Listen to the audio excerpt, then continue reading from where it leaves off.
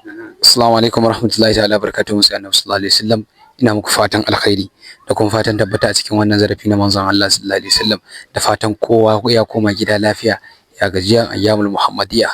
Allah ya maimaita mana, Allah ya rufa mana asiri, ya bar mu a wannan da'ira ta annabi sallallahu alaihi wasallam. Kamar yadda kuka sani, suna na Real Ibrahim Nasidi, dan jaridan manzon Allah sallallahu alaihi wasallam. Wannan shiri zai yi dubi ne akan waɗansu abubuwa da aka samu na ci gaba a jama'atu Hawar sallallahu alaihi wasallam, musamman a wannan lokaci na ayyamul muhammadiyya. Kai tsaye inda zamu fada office din youth and empowerment da muke da shi na jama'atu Hawar sallallahu alaihi wasallam.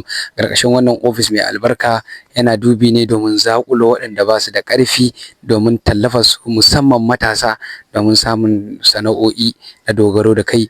Wannan office din ana tafiyar da ayyukansa ne karkashin jagorancin mai girma sarkin yakin ringim Alhaji Adamu Sabo Baba, kuma shine national secretary na jama'atu ahbabu rasulullah sallallahu alaihi wasallam.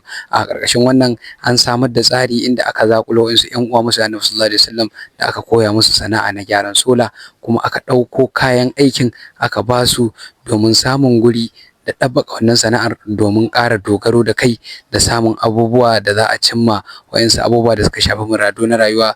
Kamar yadda kowa ya sani, babu abin da yake yiwuwa a yanzu babu kuɗi.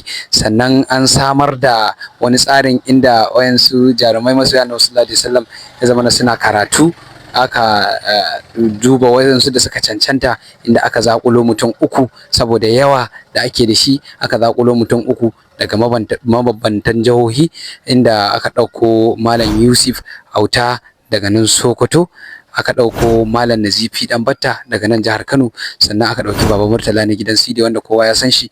Aka ɗauke su aka ba su scholarship wanda na dindindin, tun daga mataki na 100 level har zuwa mataki na 400 level zuwa gamawa insha Allah. Sannan an zakulo waɗansu ƴan uwa masoya annabi sallallahu alaihi wasallam daga jihohi mabambanta, kamar daga jihar Kaduna an ɗauko mutum ɗaya, daga jihar Taraba an ɗauko mutum ɗaya, daga jihar Katsina an ɗauko mutum ɗaya, sannan kuma daga jihar Kaduna ɗin da still Zaria zone an ɗauko mutum ɗaya, inda suka zama mutum 7 aka ba su wannan appointment ɗin.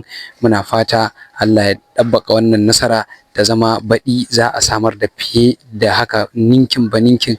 Allah ya ƙara tsaya mana akan wannan aiki na annabi sallallahu alaihi wasallam. A wannan abu da aka yi, kamar yadda kowa ya sani, jama'atu Hawar rasulullah suna da faɗi, saboda haka wannan zamu iya cewa su mun taɓi ne, kuma aikin wannan office ɗin an gan shi a baya, kuma yanzu ma muna kyautata zaton insha Allah za a ga fiye da irin wannan himman. Allah ya tsaya mana saboda tsayuwar arfan annabi sallallahu alaihi wasallam. Ina godiya sosai masoya annabi tare da kasancewa da mu. Suna na Real Ibrahim Nasidi, a madadin ƴan uwa da abokan aiki, sai ni da na shirya na gabatar da wannan shiri mai albarka nake ce muku mu tara da ku a office na gaba domin ci gaban da aka samu.